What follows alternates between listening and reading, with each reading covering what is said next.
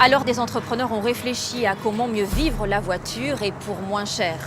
Dans cette dernière partie de l'émission, vous allez voir comment le secteur alternatif s'active pour créer de nouveaux usages. Tout de suite, rencontre avec le tout dernier venu dans le secteur de la voiture partagée. Il compte bien grignoter des parts de marché aux géants du covoiturage Blablacar, plongé dans les secrets d'un outsider. Et voilà sa cible, la banlieue nord de Paris, Pantin, en Seine-Saint-Denis. Un Eldorado pour ces grandes entreprises qui ont choisi de quitter le centre de Paris. Plus de place, moins de charges, mais pour les salariés, une vraie galère. En septembre dernier, un nouveau record enregistré, 546 km d'embouteillage en Île-de-France. Voici le siège social de la plus grande banque française. Il est 8 heures et comme chaque matin, 3000 employés débarquent par grappe. Certains ont espéré que le tram et le RER n'auraient pas trop de retard. D'autres ont marché de longues minutes depuis le métro.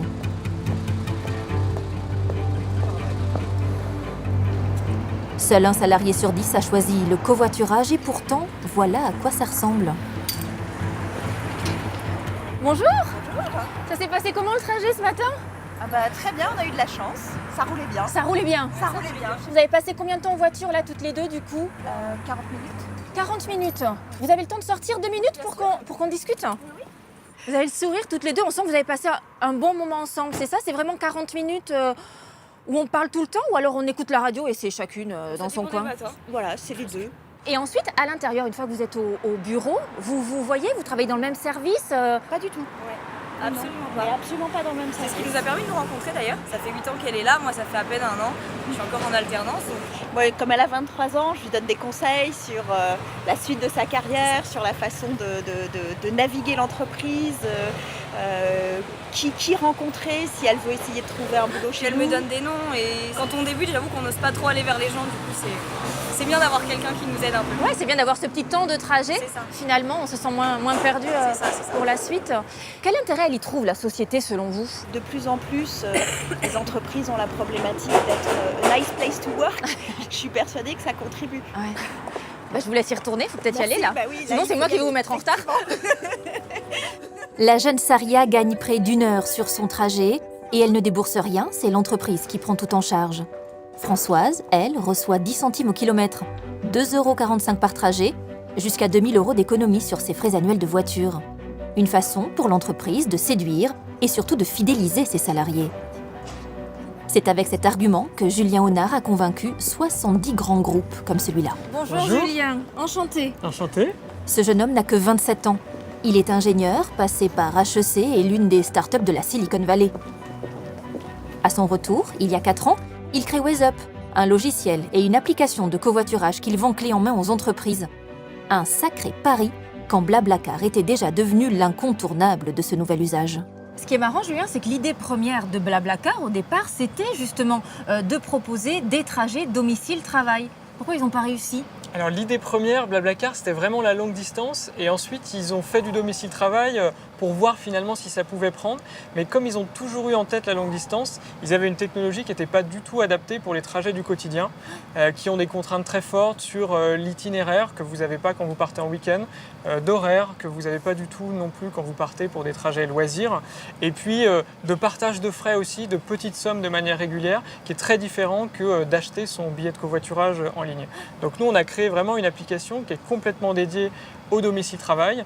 À l'époque, quand on lançait ça, on nous disait effectivement, mais non, c'est Blablacar, le covoiturage, etc. Tout le monde s'accorde évidemment maintenant pour dire que le domicile-travail, c'est des contraintes particulières, qu'il faut des outils technologiques spécifiques pour ça, et c'est ce qu'on a créé depuis 4 ans. Cette idée, elle est née quand et où? Quand est-ce que ça a commencé à germer? Alors en fait, c'est une idée d'étudiants ingénieurs. On voulait faire un projet sur l'automobile et on a décidé d'inventer un petit boîtier qui allait connecter la voiture à Internet et qui vous permettait de covoiturer, puisqu'en fait on détectait automatiquement les trajets que vous faisiez tous les jours et on vous proposait notamment des covoitureurs sur ces trajets-là. Ensuite, moi j'ai une expérience dans la Silicon Valley à San Francisco.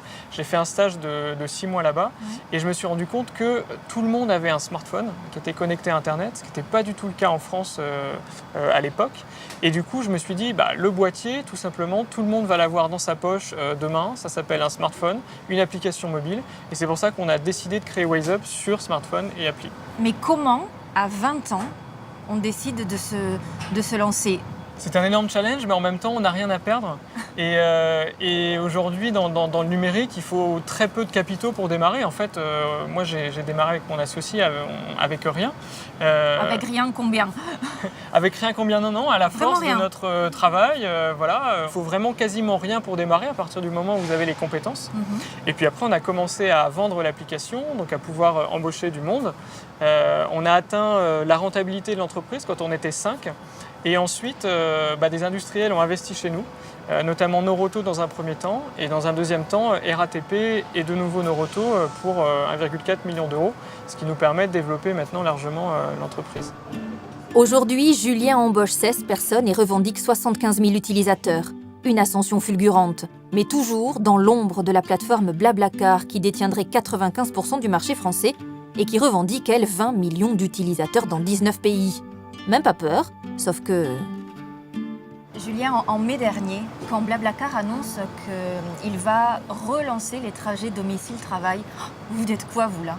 Alors nous, on se dit que c'est plutôt une très bonne nouvelle qui s'intéresse à notre marché. Ben oui, il y a tellement un nombre de kilomètres important à faire covoiturer que clairement, on peut ne pas être tout seul. Il y a de la place pour tout le monde. Et vous visez quoi? Vous espérez les rattraper un jour, les dépasser?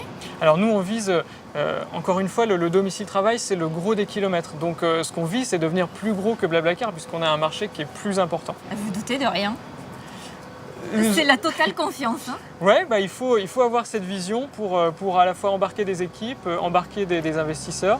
Et je doute moi aussi, mais je les garde pour moi et c'est ce qui me permet d'avancer. Gardez le cap alors. Hein. Merci.